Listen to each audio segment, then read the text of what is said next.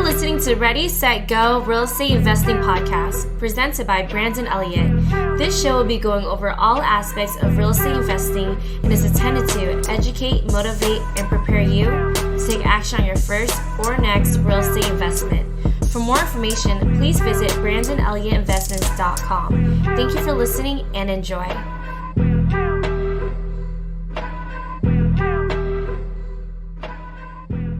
Welcome back, everyone, to Ready, Set, Go Real Estate Investing Podcast. I am your host, Mr. Brandon Elliott. I'm excited today. We have a special guest coming from the East Coast. This gentleman has really inspired me, and we're all about educating, motivating, and then preparing you to take action in real estate. This guy he's on the East Coast, right in New York area. And I go to school in Massachusetts. I'm from New York originally. Yeah. So New York, you're from originally, and then you go to school in Massachusetts as well. So right there, but you have a unique type of background, right? You're 18 years old at this point. You're very interested in real estate. I wanted to kind of pick your brain on what's going through your mind as an 18-year-old trying to get ready and prepare yourself for real estate investing. You created a small group, about 90 people at this point, that are investing in real estate or other assets like stock market and so forth with you. And you also have a couple books that you've done in the past as well to motivate some other people as well, which is pretty awesome. So Jack, I appreciate you for jumping on with me. Anybody out there that doesn't know your situation, do you mind just diving in a little bit of who you are, where you're from, and what you're about, what you're passionate about? Yeah, totally, Brandon. So like we said, my name's Jack. I grew up in New York, just now got to college. I'm a freshman at Babson College in Massachusetts, a little close to Boston for all of you who know where Boston is. So I started something called the Young Investors Club when I turned 14 years old, my freshman year of high school. And basically my idea there was I was looking for a way to invest alongside other teenagers. So I didn't do it through the school. I basically went outside of the school and I said, hey, let me try and put together a group of kids. We're all going in $1,000. We're all going to invest together collectively and kind of build this group investment portfolio. At the time, I think still to this day, there's very few kids that have been very few kids that have been able to do the exact same kind of thing because it's very difficult to get kids to put together real money. The idea behind starting the club was I was looking for a way to invest real money alongside other teenagers. There have been a ton of other ways to invest fake money through, like, everyone gets a fake $100,000 and you've all put it in the stock market. You see who's got a better return at the end of the year. But this way I wanted to invest real money alongside other teenagers where everyone put in real money, we manage it together, invest together, and hopefully grow it together. So that first year I got 20 other members in it. We had roughly $20,000 in assets, kept growing the club sophomore year, junior year. By the time junior year we had about 40,000 in assets and about 40 members. And then that year I was like, you know what? I like what we've done so far, but I want to take this thing to be the biggest and the best. So I said by the end of this year, I want this to be the largest teen investing club in the country. And that year we went really heavy recruiting mode, recruited member after member. And by the end of that year, we had over $110,000 in assets in the group investment portfolio, close to 100 members, making us one of, that I'm aware of, the largest teen investing clubs in the country, if not the world, with real assets. I love it. Awesome. So what kind of inspired that? Did you have some family members or friends or were you watching a late night TV show? What actually sparked the interest? Yeah. So what got me interested in investing when I was younger was really my grandfather. He set up my first investment portfolio for me when I was 8 years old. I actually dedicated my first book, Teen Investing, to him. If it weren't for him, I probably would have got into investing either not all or much later on in life. He really got me started much earlier at 8 years old. So he gave me a group of a portfolio of stocks and said, here, Jack, you can decide what you want to do with these. You can also add money to this portfolio over time, you can grow the investments, etc. So kept growing that portfolio, and that's really how I built my own stock market portfolio. That was when I was 8 years old. And then I was 14. I decided I wanted to do this alongside other teenagers. And that's when I built the Young Investors Club and really grew that platform out. Love it. Have you had a job at this point? I had a job. Well, I guess you could say that real estate thing that I did over the summer, that could technically be counted as a job. But I didn't really think of that as a job. I've never really had any kind of 9 to 5 or working behind the counter kind of job, if that's what you mean.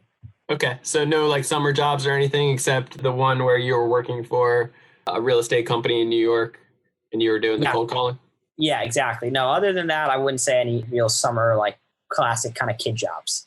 Okay. So always have been basically in school or start with your mindset focusing on let's get some money together, let's get some money into stocks and start making our money work for us? Yeah, investing my own money and also running businesses outside of school to generate more money that I could invest. Like I mentioned to you earlier, when I was 12 years old, I started a vending machine business. That was really cool. Great Nice. business for any teenager to start. Really simple business model because it's kind of like, I always thought of it as like a mechanical store. It's like a store without any employees. It's all automated. You can put it basically anywhere. It sells products while you're totally away. You don't need any employees. You don't need to pay rent or anything like that. And yeah, it's a great business for really anyone to start, but particularly young people. So I ran that business. What kind of machines did you have and how many and what locations? Yeah, so I had a snack vending machine. I just only had one location, but that one location was very profitable, and I ran that for 3 years. Every weekend, I would go to restock that and collect the money and then restock it. Let's see, what else did I do? I also did some e-commerce. That was when I was younger. What location was that exactly? It was in an office building. Office building, okay. And how did you get that connection?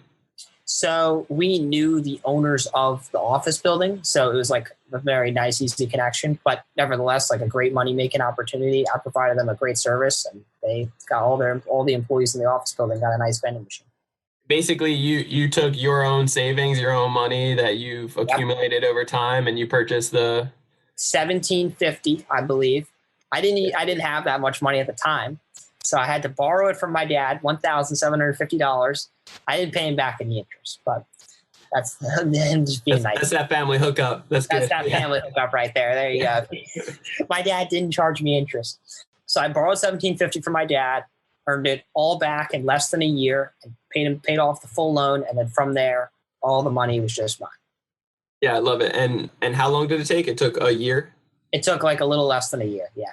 I love it. Yeah. So we've actually started vending machine business in the past as well. And a lot of ours were in laundromats. And that's where we had snacks as well as gumball machines and soda machines. And we had 10 different locations or 12 at one point.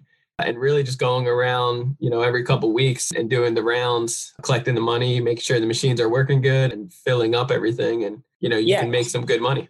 You can make great money. It's an amazing business for a teenager because the one thing about vending machine business, you may have noticed as well, it's a little hard to scale that kind of business. It's very hard to build a multi-million-dollar or even a $1 million vending machine business. Definitely seen some people do it, but much harder to scale. But it is a great business for a teenager. I mean, you could make much more income than you can make from a summer job just owning one of those vending machine businesses. So amazing business, recommend any teenager check out. Anyway, then like I said, when I was a little older, I got into some e-commerce, did some Etsy selling, made like a few $1,000s selling products on Etsy in less than 1 month. So all of a sudden I was like, whoa, I don't even need to pay for any machine costs or anything like that. I could just click some buttons over the internet and make some money. Obviously a little harder than clicking some buttons, but I basically figured out how to use the internet to produce money off social media and other e-commerce avenues. That's some of my later on entrepreneurial projects. Anyway, all of that ended up going into my stock market account and took the profits from that, invested them. And today, I mean, I'll tell you, I have over $100,000 in my own personal investment account at the age of 18. Nice. So what type of stocks do you typically focus on? Are you jumping into crypto as well, or is it just main Wall Street? Okay, so a lot of money is in Wall Street stocks. It's kind of been there for a long time. It's kept growing year after year. I mean, the whole stock market's been on a bull run ever since I got into the stock market. So I've been, I guess, really lucky. And so, yeah, a lot of it's just in general blue chip, solid stocks, Amazon, the S&P 500, Berkshire Hathaway, Blackstone, really strong companies. Berkshire Hathaway is one of my favorites. And then you mentioned crypto. I do have some crypto as well. But that's kind of a smaller investment. That's just kind of like a new investment I wanted to get involved in to stay up with the trends. But yeah, crypto's been cool. Okay, nice. And that's your own personal accounts that you're playing around with. And then you said you're managing about 120,000 for other individuals? So I don't directly manage that. The club's assets. So the club manages 120. I started the club. And yeah, the club all invests in the stock market. And yeah, it's basically each member owns their proportion of that 120, whatever they put in. And then let's say they invested in a $100,000 pot and they invested $1,000 in it.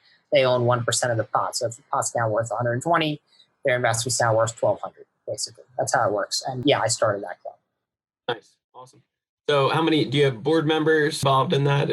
Yeah, we have some adults who got involved early on. We had like a sponsor for many years that was a large financial institution, and they sponsored the club. They gave us a conference room, legal, financial, everything like that. That kind of helped with the back end of running the club. Yeah, those are the adults that were involved. They were really instrumental. Yeah, man, that's cool. That's very inspiring. So let's talk about real estate for a second. So for real estate, your only taste that you've experienced thus far, and I know it's just the beginning, but you ended up partnering or working with a company for the summer just about a year or so ago, a couple of years ago, Yeah.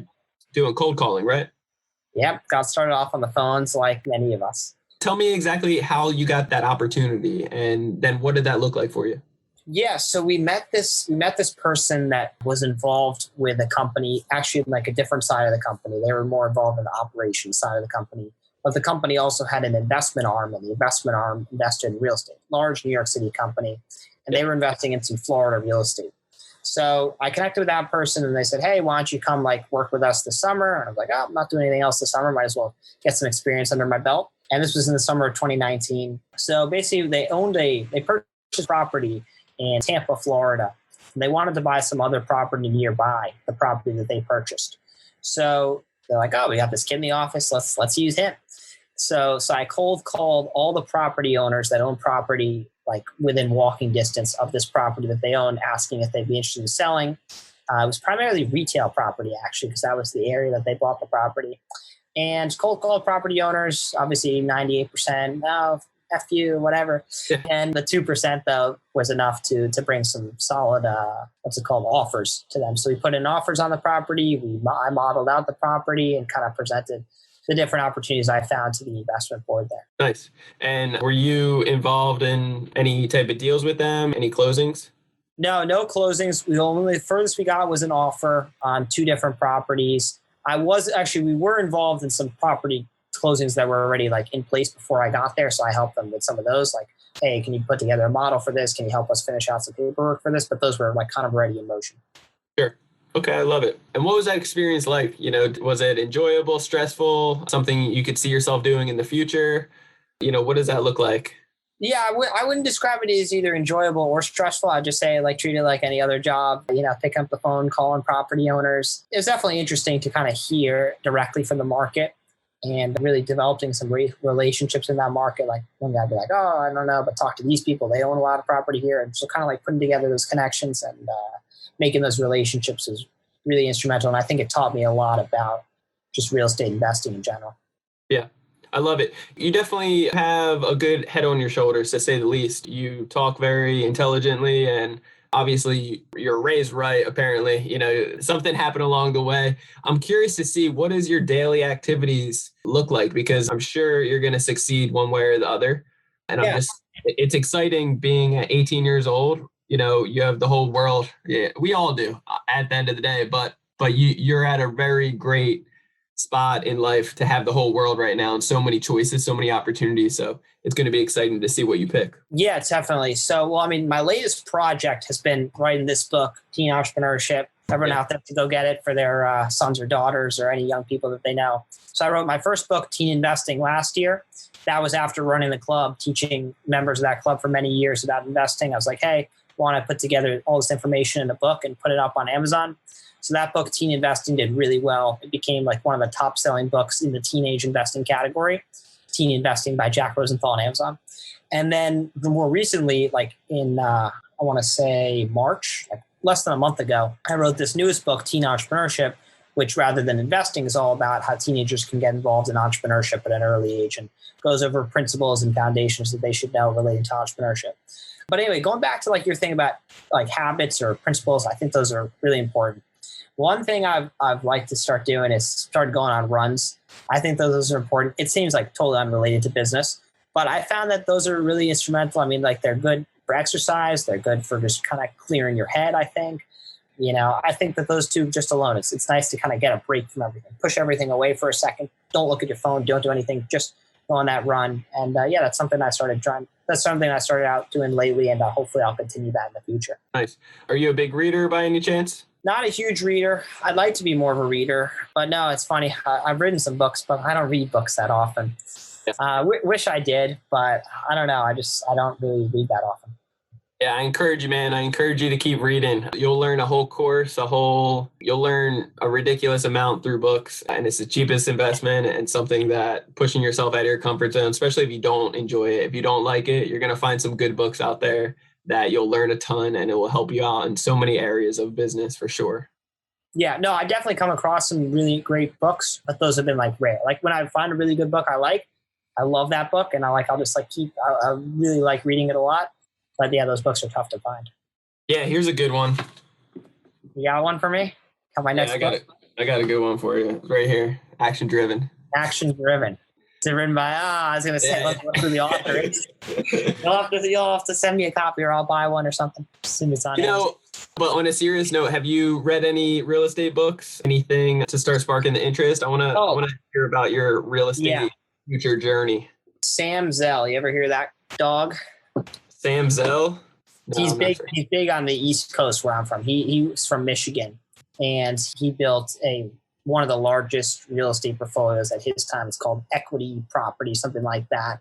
He ended up selling his whole portfolio to Blackstone for $40 billion, and the company that he built, I think he started with nothing at all. Really interesting story. He wrote a book, Sam Zell. I forget the exact. It's called like "Am I Being Too Subtle" or something like that. It's an interesting name for a book, but tons of great information in there. Talked about how he started off buying real estate when he was, I want to say, in college. I think the way that he did it, it's always really interesting hearing about it, is he found students that were going to rent from this guy that put up like a new building. And he was like the rental agent. And in exchange, he got like a unit or something for free that he could rent out and collect the profits on. And then he like partnered with that guy and started doing some deals with him and buying properties with him, kept growing that all throughout college. And then I think the first job he ever worked, he only worked one job in his life. He became a lawyer. So he worked as a lawyer at this law firm, but then he was doing real estate on the side. And he started to basically just every single time he'd have a deal, he would give the law firm the legal business for that deal. And he started to eventually do so much more real estate and give them so much business that he was like responsible for giving the legal firm like the majority of their clients and the majority of their business. And he originally got like a 50% commission on all the business he brought, but it was just himself. But then he started bringing them so much, they had to keep cutting it down. They're like, okay, now you're giving us too much. You're taking up too much money. You only maybe 35%. And they cut it to 25%. By the time he cut it 25%, he's like, no, that wasn't the deal. The deal was like at 50% of what I bring in. So he eventually left the law firm and just did real estate totally on his own. And ever since then, he's built up $1 billion real estate portfolio. And I'm pretty sure today he's the largest owner of mobile homes, or one of the largest owners of mobile home parks. Is there a Netflix special on this guy? I think I've seen something. There might be. There's a ton of documentaries on him. Yeah. Sam Zell. He's got a really interesting voice. Here we go. He's born in Chicago, but he did a lot of his real estate in Michigan. Equity. Yeah, that's awesome. I love it. So for your own particular journey through real estate, have you decided on the type of strategy that you would like to kind of embark on? First off, there's 30 plus different ways to make money in real estate, right? So figuring out which strategy you really relate to, I think, is a big key importance.